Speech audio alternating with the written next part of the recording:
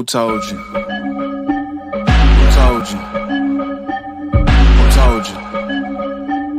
Who told you? You what?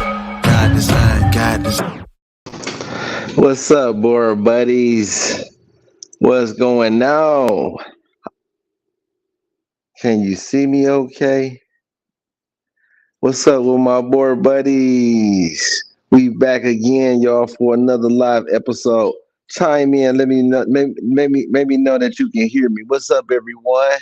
What's going on? We done made it back again. Another week. I'm so excited to be here once again. Welcome to the Boerboel Show, where we discuss this magnificent breed that we love, that we cherish, that we here to promote. The breed, first and foremost. This is a community-based broadcast where we're here to help you become the best person, Boerboel breeder, and the individual that you can be. We're trying to help. What up?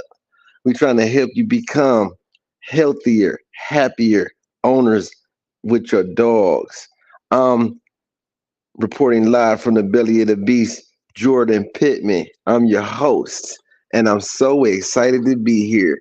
We have a little bit of technical difficulties this week, but we gonna work through it like we always do. We ain't gonna let nothing stop us. Can you hear me okay? Can you hear me okay? We gotta hello.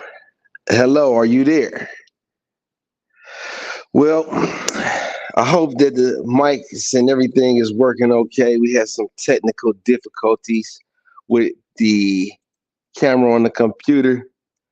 Okay, that's all I needed to hear. What's happening? So listen, we had some technical difficulties, but hey, we're gonna keep on pushing. We're not gonna let nothing stop us. Thank you very much. Thank you very much. We're not gonna let nothing stop us from getting what we got to do done. You know, obstacles, obstacles we're gonna just have to overcome. This week, we got a really exciting episode. I'm did a lot of thought and thinking about what everything that I was thinking about. I said, what can I speak on this week that would help us as a community most? What could I speak on? And I came to the conclusion, let's talk about why everyone says what that Boerboels are not for first time owners. I think that there's a little bit of confusion there. I think that people don't understand exactly why we say that. Even people that first get the dog, they have a like, wow, these dogs are beautiful dogs. They're easy to train. They're very intelligent. Well, exotic Boerboel familia, it doesn't work out like that for everyone.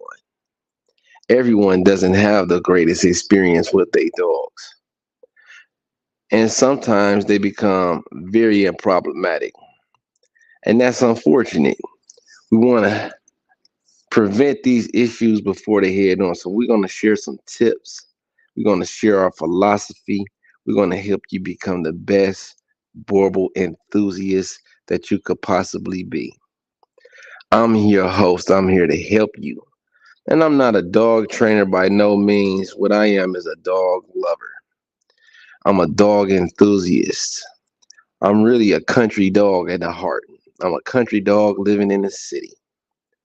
And my love for dogs, I guess, comes from, it's in my blood. I believe that it comes from my country roots. My people are farmers, and they migrated here in the 60s or the 70s, part of the was known as the Great Migration of the United States. But we have roots in sharecropping and nature, Mother Nature, farming and gardening and being in tune with animals is really just a part of my genetic makeup. I spoke to you guys before about my very first dog. I don't know if I will refresh. My very first dog, his name was Bear, and he was a golden retriever chow chow, and he was like my best friend. We spent a lot of time together, and he was a very unique dog. The way that he grew up, the way that he was raised, taught me a lot about dogs. And what I learned from him, I think, carried me into adulthood because we had a very good relationship. The way that he was raised was very special. I mean, this dog was the neighborhood dog. He was everybody's dog. He wasn't just my dog. He was loved by many. And looking back at that, it reminded me a lot of how I was my impressions of dogs that my granddaddy had kind of taught me. I learned a lot of lessons in life from my granddaddy, especially about being a hard worker and really putting your best foot forward. So a lot of that is what you see in me now. So because of these experiences, well, my granddaddy was really influential in my life. He taught me a lot about life, and he had his own perspective of dogs. I always try to convince him to get a dog, even as a grown man. I try to convince him to get a dog, and he just wouldn't do it. And his ideal of or his philosophy of about a dog was very different than modern society. He was what you call kind of old school. And his belief was dogs belong in the country. And some of the things that he would tell me would be like dogs never had leashes, dogs never got sick, they never bought dog food. Never bought dog food. Can you imagine that? Never took their dogs to the vet. Dogs never came in the house. And this is very different from the way that dogs live today. The way that dogs live today is kind of like modern society, and it's a lot of it's accepted. I mean, it's we're not living in the country. We don't eat a big breakfast and bacon and eggs and grits and work in the field all day long, and then our lifestyles are very different than back in those days than the prior to the um and revolution where we started working in factories versus the farms. And my granddaddy just did not believe. He never had dogs. When the dog, he would always tell me he couldn't stand the smell of a dog poop. He said when he grew up, dogs, you never saw where a dog pooped. You never picked up the dog poop. He just was very different in the way that the dogs live today, the way that the dogs lived back in the day. And so he couldn't understand the way that we have the dogs today, but that kind of like shaped the way that I look at dogs, the way that I work with dogs. And I think that looking at that philosophy or that mindset brings a greater understanding to why I have a lot of success with managing my Boerboels when I take them all out, for example. You'll see me riding with 7 or 8 dogs at a time, and we don't have any problems. We don't have any issues. The issues that we do have is very minute because what we're doing, it simulates the dog's natural way. And I think oftentimes in the modern society, we're going against the dog and his natural essence. So today we're going to discuss why the dog is that way. Why are we having so many problems within these breeds or behavior issues? And why the dog is, we're going to prevent, how do we prevent and manage this beast of a dog conquering this inner beast of the as the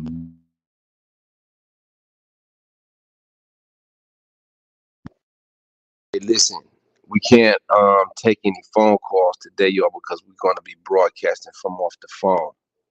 So let me put the phone. Give me 1 second. Let me put the phone on. Do not disturb. Okay, so we won't be taking no. We can't take any calls today because we had some technical difficulties with the computer, and we're going to be broadcasting from the phone. But you can leave a comment, and then we will address all of the questions and the comments and the concerns in the end. So a lot of what, oh yeah, that's right, family. Tim, that's what we talking about. That's what I was just getting ready to get into. The fundamentals of this successful relationship that we have or established with our Boerboels starts with exercise.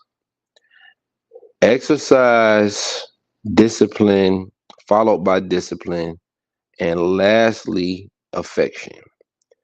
I know people will be like, I mean, modern society examples of dogs really is bad examples in a lot of cases because our dogs are spoiled. We lead with affection, we lead with love, and it's always could be an too much of anything is too much and never a good thing. Too much of anything is never a good thing, and we upset the natural balance without following in this order of exercise, discipline, and affection. And we must remember that the dog is a distant relative of the wolf. And so in America, we have to remember that our lifestyles are very different from where the dogs first began. We don't depend on the dog to fulfill a role in our lives as they once were throughout history. A lot of the purpose that the dogs serve is purely from a pet standpoint to provide affection, maybe some security, but first and foremost, they are companions. And with that understood, we still don't want to cheat the dog or mistreat the dog. We want to keep the dog, got to let a dog be a dog. So, by that, I mean to say that a dog has a place, a dog has his natural, and let's say engineered or designed by Mother Nature to fulfill a certain role, to play a part. And humans, because we are domesticated, have domesticated dogs, we also have a role to play. Dogs are social creatures just as humans are. So understanding that, we have to play, we become one. We are one family. We are one pack. And in the pack is governed by two positions, leader and follower. Those are the two positions, those are the two primary roles of the pack.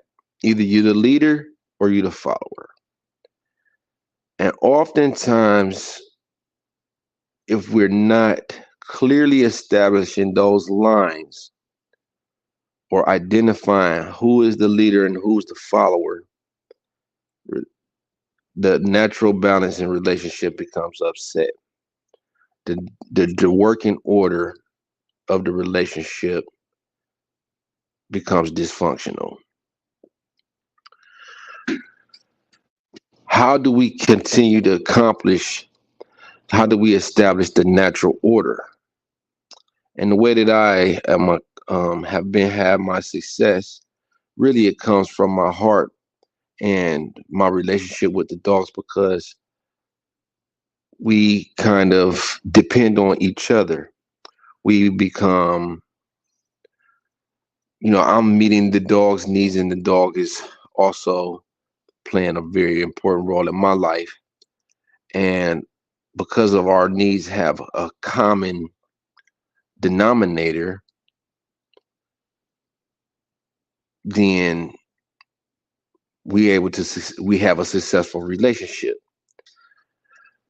A lot oftentimes that doesn't work. That's not going to fit into everybody's lifestyle. That's not going to fit into many American lifestyles because of the way that we live our lives this day and age.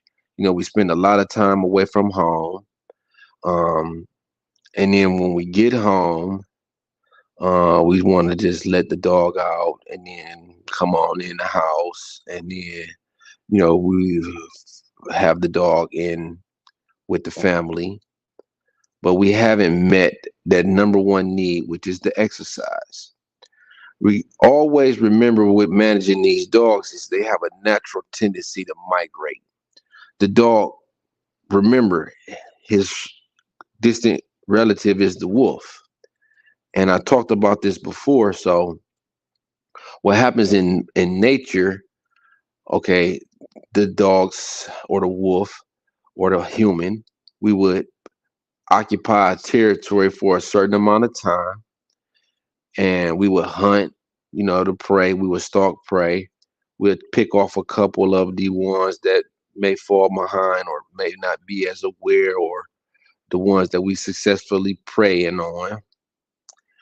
The other the other ones in the herd would get familiar. They'll start to get hip to the fact that people getting slaughtered out here, and or they would graze a certain territory and they would exhaust all of the resources in that territory, and eventually they will move on. So the dog has a natural tendency to move as well as humans. That's why motion, the body in motion stays in motion. People with dogs tend to live longer lives because we're going to be up, busy, active. They tend to be more active because we have to meet the needs of the dog. And with that being understood, I exercise my dogs. I take the dogs and we migrate. We do this runs where you see me taking out 5 or 6 dogs at a time, even up to 9 and 10 dogs. And don't get it twisted. A lot of times I spend the part of the time that I spend videotaping is after we have covered, 5, 6 miles, 5, 6 miles. And then what that does is that balances the energy in the pack. And you got clearly established my role as the leader. And because I'm out there in the front, and the dogs are always either behind me or beside me, and never in the front. And I like to ride the bike when I'm doing this. I don't. It's very intimate. I spoke before about some people do it different ways. They try to exercise the dog with the a car or the motorized or the motor buggy, but it's a very intimate process. The dog can hear me breathing. I can really pay close attention to the dogs to find out when they get tired, and then I'll let them know that I'm never going to push them beyond their capacity, and then I give them a chance to rest, and then that's when I whip out the camera and start to videotape. But this is fundamental in the management of my pack because of the fact that we are doing this on a regular basis. It gives me to establish a chance to establish and clearly define my role as the leader. After we do this exercise on a regular basis, then we come in and then I feed the dogs and give them their food, much like the leader of the pack, when they get done with the hunt, they would sit down and have their meal. So now I'm clearly also providing their needs. And during this run, during this run, if any dog gets out of line, or I start off doing it with one dog at a time. And I keep the dog close by my side with the leash. And it's a very structured type of run because we running through the city. And people wonder, wow, how are you doing this with 6, 7 dogs through the city? Well, it can be deceptive if I don't tell you the fact that we start off running one dog at a time. And that clearly gives the dog a structure and a foundation to reflect on when we're doing these big runs and off leashes, so that all the dogs begin to run on leash. And that's where the discipline comes in. And I'm not going to give the dog too many verbal cues. I'm not going to give the dog too many um I'm not going to be tugging on the leash, but I established this structure. If the dog gets too far away from me, remember I told you about I'm using the choke collar. It begins to tighten around the dog's neck and it makes the dog uncomfortable. So we're running and we do this. Once we get established this discipline of this exercise routine, we can move on to the affection. So we are in this way, excuse me, fulfilling all of the fundamentals of the pack. After we complete the run, I explained to you about we're going to do the massage and rub down and get. Now is our time to be showering the dog with love and attention because they've earned it. They worked out, and as you can see, I got dogs in the house. They're quiet. They're not barking. They're not restless. They in their place. When they come back from this extensive run, they're very relaxed and well contained.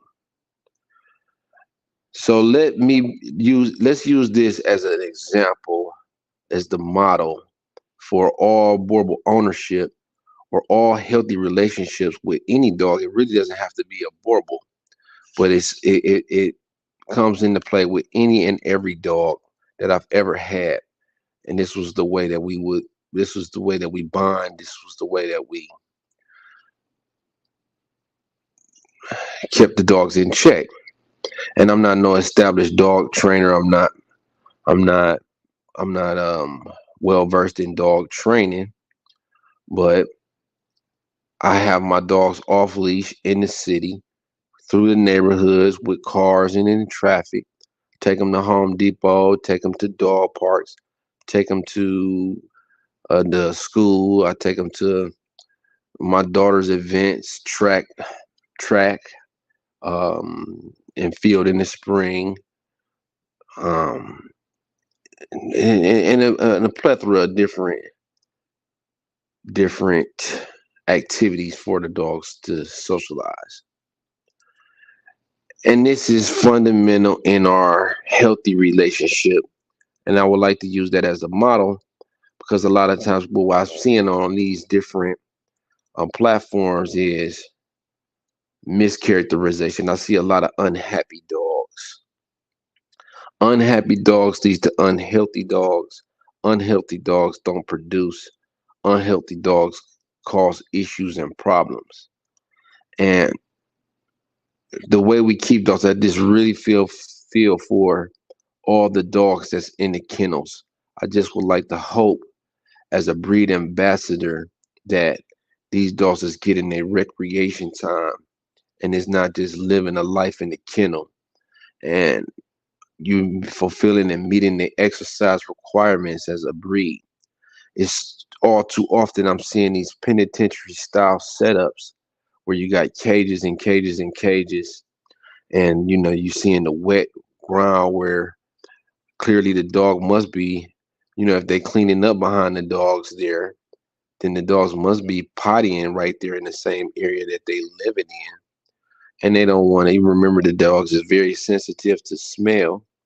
They have to smell. The dog is not supposed to poop right there where he walk. He should never step in his own poop. And you shouldn't have to be cleaning up behind the dog if you're letting the dog out on a consistent and regular basis. So this is a red flag for me. And I would really like to help people with this, to get this understanding to have healthy and happy relationships with their dogs. I have sold dogs to people. I had an issue with, if you go back to my website, it's a dog on there named Jethro. Or you research your pedigrees. What's going on? What's up, Mr. Haas? Anthony, Big Ant. Yeah, this is very unfortunate, Tim. We have these, it's like a penitentiary style setups, and I just feel bad for the dogs. I feel like the dogs are stressed, and people feel like they're gonna have great success, especially with the explosion of the dog breeders that we had post the pandemic. We have an explosion of dog breeders, and I would like to see people. I really hope for the best for the people. I really wish for them for the best for them and have much success. So if they're watching, if you share this with them, share this on some different platforms where you got the new breeders that's just clearly newly being established. Oh yeah, for sure, man. I've been. I got you, Reggie. I got you. How could I do that? But like I was saying, hold on. I'm gonna get to the video for sure. That's definitely coming up. But what I was saying, yeah, it's very unfortunate the situations and the state of the dogs. I've been at this breed for 17 years, and I mentioned that to say I've seen people have this. They think that this is a very attractive breed to get into. People jumping into the Boerboels, they jumping in from Rottweilers, they jumping in from Dobermans, they jumping in from different breeds. Bullies is another one, and they think that, oh yeah, this time this is the one, and then they try to use this modern philosophy that we have become accustomed to, and it doesn't apply to this dog. This dog is not far removed from the farm. Remember that these dogs were serving a role in South Africa not too long ago. And we had to keep that in mind when we start to set up our breeding operations. How do we fulfill this traditional need that the dogs have had in South Africa for over hundreds of years? What made them the healthiest breed? What made them this protective breed, that this magnificent breed that they are? They had a role to play. They was active and involved with the farmer on a day-to-day basis. And because of this, these dogs were functioning, and they were vital. And because of that, we have created a vital role for the dog to play. And we feel like, okay, so then fast forward to the standardization of the breed. The breed was made for the global market to supplement the farmer's income, and people wanted to apply the European style breeding ideology to these dogs, and it just doesn't work. I've seen many in the 17 years that I've been doing this. It's not the first time that I see an explosion in the breed, a trend of a new breeders coming in, importing the stock from South Africa and setting up their traditional breeding hookups, and it just doesn't work that way because these dogs are very intelligent and they have a lot of energy, and they athletic, and they're big and strong and powerful. You need to exercise these systems, the cardiovascular, the respiratory, the circulatory system. You need to activate those systems in order for the dogs to remain healthy and vibrant and vigorous. And they're not doing that. And because of that, We have failed breeding operations. Dogs are not getting pregnant. Dogs are not having puppies because the dogs are stressed out. The dogs are living in captivity, and that this is that's horrible for the dogs. It's not fair to the dogs. It's not fair to the dogs, and it makes the dogs. Oh, here we go. All right, let me. Hold on.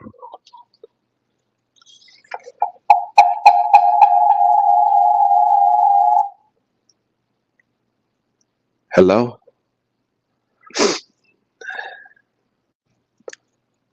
Oh wait, here we go.